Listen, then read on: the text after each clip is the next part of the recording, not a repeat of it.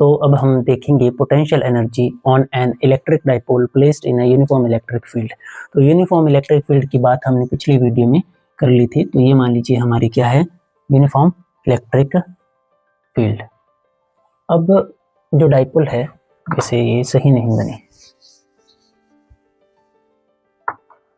तो uniform electric field की बात हमने पिछली वीडियो में कर ली थी। अब हम देखेंगे कि इसमें इलेक्ट्रिक डाइपोल जो रखा था, टॉर्क की बात भी हमने कर ली थी। ठीक है, तो मान लीजिए ये हमारा इलेक्ट्रिक डाइपोल है। ठीक है, तो यहाँ पर माइनस क्यू चार्ज था ए पॉइंट पर, यहाँ पर बी पॉइंट पर प्लस क्यू चार्ज था। ठीक है, और प्लस क्यू चार्ज की डायरेक्शन जो थी वो ये थी, F is equal to q E, और जो माइनस क्यू चार्ज था उसकी डायरेक्शन थी ऑपोजिट, माइनस क्यू ई।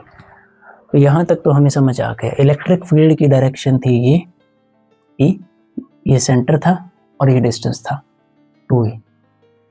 ठीक है, और डाइपोल मोमेंट की डायरेक्शन थी ये। तो डाइपोल मोमेंट में और इलेक्ट्रिक फील्ड में डिस्टेंस था, वो सॉरी बच्चों, एंगल था थीटा, और इन दोनों में परपेंडिकुलर डिस्टेंस ड्रॉ किया था फोर्सेस में हमने, वो ये था। ठीक है, बी से। तो पिछली वीडियो में ऑलमोस्ट ये काम हमने कर लिया था कि एक इलेक्ट्रिक डाइपोल है। ठीक है, यूनिफॉर्म इलेक्ट्रिक फील्ड में एंगल थीटा पर रखा है हमने, तो हमने टॉर्क कैलकुलेट किया था।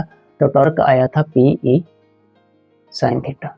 तो टॉर्क तक हमें समझ आ गया था। अब पोटेंशियल एनर्जी जब भी हमें कैलकुलेट करनी हो, जैसे मैं जब 12th में था तो मुझे मेजॉरिटी केसेस में कभी भी पोटेंशियल एनर्जी वाले आर्टिकल समझ नहीं आए। जैसे एनर्जी स्टोर्ड इन कैपेसिटर, आगे करेंगे एनर्जी स्टोर्ड इन इंडक्टर। ठीक है, जैसे अब कर रहे हैं पोटेंशियल एनर्जी। ठीक है, तो मुझे मेजॉरिटी केसेस में कभी ने ये ज़्यादा समझ नहीं आए। ठीक है, पर मैं आपको बहुत अच्छे से समझा सकता हूँ क्योंकि अब मैं 12th वाला नहीं हूँ। ठीक है, थोड़ी चीज़ें चेंज हो चुकी हैं। मैं 8 साल पहले 12th में था, 9 साल पहले। तो अब क्या है, समझिए आप ध्यान से कि पोटेंशियल एनर्जी अगर आपको कभी भी कैलकुलेट करनी हो तो हमेशा आपको फील्ड के ऑपोजिट वर्क करना होगा। ठीक है, हमने ये सुन रखा है या हमने ये समझ रखा है कि जो पोटेंशियल एनर्जी है वो क्या होगी, वर्क की फॉर्म में ही स्टोर होगी ना, या जो वर्क होगा वो पोटेंशियल एनर्जी की फॉर्म में स्टोर होगा। अब ये जो वर्क होगा वो हमेशा फील्ड के ऑपोजिट डायरेक्शन में आपको करना है। जैसे या तो ये वर्क हम ग्रेविटेशनल फील्ड, अगर ग्रेविटेशनल पोटेंशियल एनर्जी देखेंगे तो ग्रेविटेशनल फील्ड के अगेंस्ट वर्क करेंगे। अब हम इलेक्ट्रोस्टैटिक्स में हैं तो इलेक्ट्रिक फील्ड के अगेंस्ट वर्क करेंगे। जैसे देखिए, पोटेंशियल क्या है, जोर। Potential means potence, potence means power. ठीक है, जोर।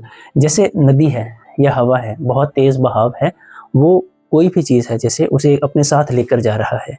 ठीक है, पर कोई चीज़ है वो उस बहाव को बर्दाश्त कर कर वहीं पर खड़ी है, तो ये उसका पोटेंशियल है। ठीक है, शायद आपको समझ आ गया। अब हमारे पास क्या है कि ये जो फील्ड है ये क्या चाहती है, डाइपोल को ऐसे कर देना। ठीक है, घुमा देना, अपने अलोंग कर देना। ठीक है, तो डाइपोल को इसी जगह पर रहने में या हमें डाइपोल को इस जगह पर रखने में इसके पास एक पोटेंशियल एनर्जी स्टोर हो जाएगी जब हम ऐसा करेंगे। जैसे मान लो मार्कर है, मैं इसे, या मेरे पास मार्कर ना हो, या मान लो मेरे पास ये बॉक्स है। ठीक है, तो मैं अगर इसे नीचे कोई चीज़ है, अब मैं इसे छोड़ दूंगा तो ये गिरेगा, पर मैं जब इसे और ज़्यादा ऊपर लेकर जाऊंगा फिर छोड़ूंगा, फिर ये और ज़्यादा जोर से गिरेगा। तो अब इसके पास एक्स्ट्रा जोर कहाँ से आ गया, इसने ग्रेविटेशनल फील्ड के अगेंस्ट वर्क किया, तो इसके अंदर क्या स्टोर हो गई, पोटेंशियल एनर्जी। मैंने वर्क किया, इसके अंदर पोटेंशियल एनर्जी स्टोर हुई, जब हम रिलीज करेंगे काइनेटिक एनर्जी। ठीक है, तो ये था।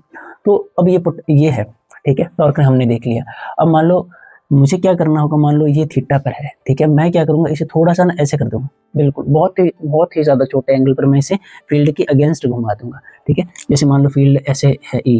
ठीक है, ये डाइपोल ऐसे है, तो मैं क्या करूंगा, बिल्कुल थोड़ा सा, मैं आपको बस दिखाने के लिए बिल्कुल थोड़ा सा मैं इसे घुमा दूंगा। मैंने गलत घुमा दिया बच्चों, डायग्राम कभी कभी ना बहुत बुरे बनते हैं हमसे। तो ये ई था, ठीक है, ये पी है, तो मैं इसे छोटे से एंगल पर, ठीक है, ये डाइपोल है हमारा माइनस क्यू प्लस क्यू, तो मैं इसे थोड़े से एंगल पर रोटेट कर दूंगा, तो वो एंगल जो होगा उसे हम क्या मानेंगे, डी थीटा। मैंने ऑपोजिट वर्क किया, जैसे इलेक्ट्रिक फील्ड क्या चाहती है, इसे ऐसे लेकर आना। ठीक है, और हम क्या करेंगे, और इलेक्ट्रिक फील्ड जो इसे ऐसे लेकर आ रही है वो टाउ फोर्स से, टाउ टॉर्क से ला रही है, और हमें अगर इसे थोड़ा सा भी ऐसे करना है तो हमें क्या करना होगा, जैसे मान लो मैं जिस फोर्स से मार्कर नीचे आना चाहता है, ठीक है, मुझे इसे ऊपर लेकर जाने के लिए कम से कम उतना फोर्स तो लगाना ही होगा जितने से इसे नीचे, जैसे 10 न्यूटन के फोर्स से ये नीचे जा रहा है, तो मैं 10 न्यूटन अगर लगाऊंगा तो ये यहीं रुक जाएगा। ठीक है, तो उस पर क्या कर रहा है, ये एक एनर्जी स्टोर कर रहा है। ये आप समझिए, मैं थोड़ा इंक्रीज करूंगा फोर्स, मैंने 10 से मान लीजिए 10.1 कर दिया, या मैंने 11 कर दिया, तो मैंने फोर्स इंक्रीज कर दिया, तब 1 न्यूटन के फोर्स से ये ऊपर आ रहा है। तो मैंने जो अब इस पर वर्क किया वो इसके अंदर पोटेंशियल एनर्जी के फॉर्म में स्टोर हो गया। तो उल्टा किया हमने, ठीक है। तो हमने क्या किया कि ऑलमोस्ट हमने जो टॉर्क लगाया ना वो ऑलमोस्ट इसके इक्विवेलेंट था। तो हमारा जो टॉर्क था टॉर्क एक्सटर्नल वो ऑलमोस्ट इस टॉर्क के क्या था, इक्विवेलेंट, क्योंकि हमने स्लाइटली जैसे इतना था तो हमने बस इतना थोड़ा सा ही रोटेट किया। तो हमें ये तो समझ आ गया। अब इसके बाद क्या करेंगे, यानी कि हमें बस वर्क कैलकुलेट करना है कि इसे थोड़ा सा घुमाने के लिए, ठीक है, एक्सटर्नली तो कितना वर्क करना पड़ेगा। फिर हमें समझ आ जाएगा ना कि यहाँ से यहाँ तक लाने के लिए या किसी एंगल से ऑपोजिट लाने के लिए हमें कितना वर्क करना पड़ेगा। वही वर्क पोटेंशियल एनर्जी की फॉर्म में होगा। शायद आपको बेसिक समझ आ गए। अगर नहीं आए तो कमेंट कीजिएगा, मैं फिर किसी वीडियो में ज़रूर इस पर बहुत ज़्यादा बात करूँगा, ठीक है। तो उसके बाद देखिए वर्क कैलकुलेट कर लेंगे, एनर्जी की फॉर्म में ही स्टोर होगा।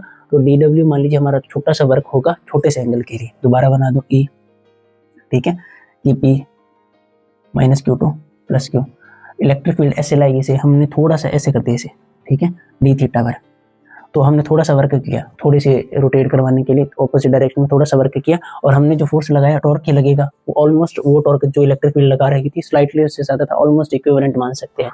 तो DW जो होगा, नॉर्मली लीनियर मोशन में वर्क को हम लिखेंगे फोर्स इनटू डिस्प्लेसमेंट। अब हमारे पास एंगुलर मोशन हो रही है, ठीक है, एंगुलर मोशन, तो वर्क को एंगुलर फोर्स में लिखेंगे हम, एंगुलर फोर्स यानी कि टॉर्क, ठीक है, into force into displacement, torque into displacement नहीं होगा, एंगुलर क्या, एंगुलर डिस्प्लेसमेंट को क्या बोलेंगे, थीटा, एंगल ही बोलेंगे, तो डी थीटा, ठीक है।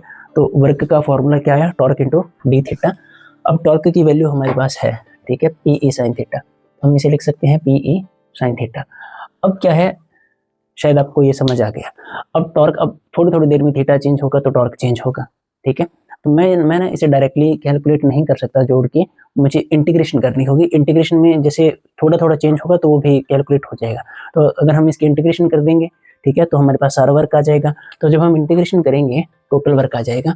तो ये तो W आ जाएगा, और इसकी इंटीग्रेशन कैसे करेंगे, θ1 से θ2 तक करेंगे। मान लीजिए ये कोई पोजीशन पर था θ1 पर, हम इसे कहाँ ले आए, θ2 पर, ठीक है। तो कितना वर्क करना पड़ा टोटल θ1 से θ2 तक, तो हम सारा कैलकुलेट कर लेंगे। तो P और E तो कांस्टेंट है, ये आ जाएंगे बाहर, साइन थीटा बचा अंदर θ1 से θ2, तो साइन थीटा डॉट ये डी थीटा है इसके साथ, ठीक है, इनटू डी थीटा। अब आप सबको पता होगा कि साइन थीटा की इंटीग्रेशन क्या होगी, साइन थीटा की इंटीग्रेशन होगी माइनस कॉस थीटा, ठीक है, θ1 से थीटा, तो माइनस हम बाहर निकाल लेंगे, और जब हम upper limit minus lower limit करेंगे तो cos θ2 माइनस cos θ1 हमारे पास आंसर आ जाएगा। और अगर हम थोड़ा सा ध्यान से, यही है हमारा वर्क जो पोटेंशियल एनर्जी के फॉर्म में क्या हुआ है, स्टोर हुआ है। तो जो वर्क होगा वो आएगा minus PE cos θ2 minus minus, मैं एक बार इसे अंदर मल्टीप्लाई नहीं करवाऊंगा, मैं इसे लिख दूंगा माइनस पीई cos θ1। शायद आपको इतना समझ आया, माइनस अंदर मल्टीप्लाई करवाया तो माइनस पीई cos θ2 माइनस ये अंदर गया, ये बाहर ही है, माइनस पीई cos θ1। और आप समझिए जो वर्क है, ठीक है। तो पहले θ1 पर मान लीजिए कोई पोटेंशियल एनर्जी थी, θ2 पर आ गई। जैसे मान लीजिए ऑब्जेक्ट यहाँ था, ठीक है, ऑब्जेक्ट को यहाँ पर लेकर आए ए पॉइंट पर, तो उसके पास पोटेंशियल एनर्जी आ गई U1। उसे बी पर लेकर गए तो उसके पास पोटेंशियल एनर्जी आ गई U2। तो चेंज इन पोटेंशियल एनर्जी है ये U2 माइनस U1। शायद आपको समझ आ गया, ठीक है। तो यहाँ पर भी ऐसा ही कोई केस हुआ है, मैं आपको समझाता हूँ। जैसे potential change in potential energy होगा, क्योंकि पहले θ1 पर था ना, वहाँ पर कोई पोटेंशियल एनर्जी है, इस पर ये ऐसे होता तो पोटेंशियल एनर्जी जीरो होती। यहाँ ऐसे रहने के लिए तो इसे हमें जोर लगाना ही नहीं होगा, ये अपने आप यहाँ पर आ जाएगा। तो ये कोई θ1 पर है, यानी इसके पास कोई ना कोई पोटेंशियल एनर्जी है, उसे हम U1 बोल देंगे। फिर हमने और ज़्यादा घुमा दिया, यानी कि हमने और ज़्यादा ऑपोजिट वर्क कर दिया इस पर, तो और ज़्यादा एनर्जी स्टोर हो गई, वो U2 है। तो हमने असल में change in potential energy calculate किया है। तो डेल्टा U को मैं क्या लिख सकता हूँ, U2 माइनस U1, यही change in potential energy work है, उसका फॉर्मूला मैंने ये बना दिया। अब आप देखिए, ये है potential energy minus potential energy, तो मतलब ये भी फिर क्या है, पोटेंशियल एनर्जी माइनस है पोटेंशियल एनर्जी। देखिए U2 की वैल्यू क्या आ रही है, माइनस पीई cos θ2, 2 था तो यहाँ पर θ2 आया, ठीक है। U1 की वैल्यू क्या आ रही है, कंपेयर करूँ तो माइनस पीई cos θ1, इसीलिए इसे अंदर मल्टीप्लाई नहीं करवाया, प्लस नहीं किया, ऐसे ही रहने दिया। यानी कि अगर आप समझेंगे कि पर्टिकुलर एंगल पर पोटेंशियल एनर्जी देखनी हो, कि कोई भी पर्टिकुलर एंगल है उस पर पोटेंशियल एनर्जी जो देखनी है आपको, तो नॉर्मली वो क्या आएगी, minus PE cos θ, minus PE cos θ। तो आपके पास एक ये फॉर्मूला है, दूसरा आपके पास ये फॉर्मूला है, ये दोनों फॉर्मूलाज हैं आपके पास नॉर्मली जो आप यूज़ कर सकते हो। कई बार ना इस पर न्यूमेरिकल भी आ जाता है, इसलिए हमने ये देखा है। तो ये तो हमें समझ आ गया। अब इसके बाद देखते हैं स्पेशल केस, ठीक है। तो स्पेशल केस क्या है, एक स्पेशल केस, ठीक है, कि मान लीजिए θ1 है इसका 0 अलॉन्ग ही है और θ2 है 90। मैं इसे θ1 से कहाँ पर लाया हूँ, θ2 पर। तो मान लीजिए जो θ1 है या θ2 दोनों तो एक इक्वल हो नहीं सकते, ठीक है। θ1 जो है वो 0 है और θ2 जो है वो 90 है, ठीक है। तो अगर मैं θ2 यहाँ पर रखूँगा 90, तो cos 90 यानी बच्चों 0, क्या आएगा 0। माइनस पी तो यही है, cos 90 0 तो ये आ गया 0, माइनस यही है, θ1 क्या रखेंगे 0 तो cos 0 होगा 1 तो ये -1। तो जो वर्क आएगा वो आएगा प्लस पी यानी कि positive potential energy. Positive potential energy यानी कि मैक्सिमम वर्क।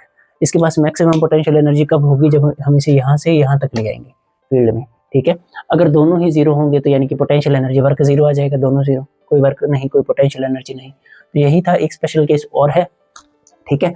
वो आप कमेंट कीजिए कि आपको आता है, नहीं आता तो हम बात कर लेंगे उसकी। तो बच्चों मिलते हैं नेक्स्ट वीडियो में। इसके बाद आप, ठीक है, एक्सियल, इक्वेटोरियल टॉर्क और पोटेंशियल एनर्जी, ये चारों आर्टिकल अच्छे से कर लीजिएगा।